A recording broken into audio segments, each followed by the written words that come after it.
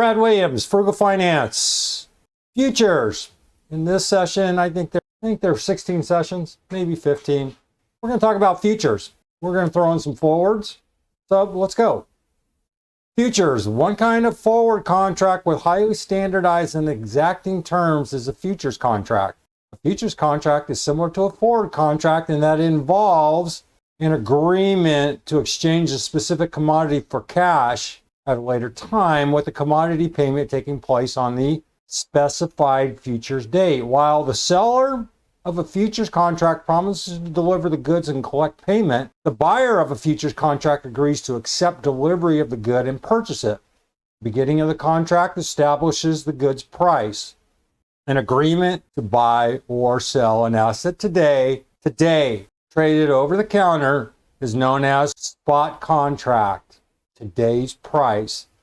A forward contract is simply an agreement where you commit to buying or selling an asset for a predetermined price at a future date. In this arrangement, one party assumes a long position, pledging to pay a predetermined price on a designated future date for the purchase of the underlying asset.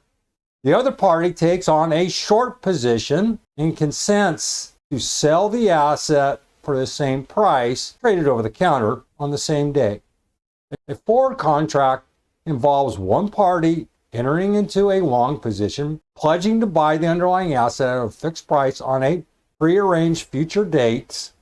Consequently, the opposing side takes on a short position, committing to sell the asset at the identical price and date. These arrangements are typically traded on an exchange. Why did I repeat that? Because it was worth repeating. Forwards versus future contracts. Forwards, private contracts between two parties. Why are these popular? Well, because they're private. Over here, these are publicly traded on an exchange. There could be a paper trail. Some institutions, some parties want to keep it private. Forwards, non-standardized. Futures, standardized. Forwards, usually one specified delivery date. Futures, range of delivery dates. Settled at end of contract, settled daily. And we'll get into this as we work through the different sessions.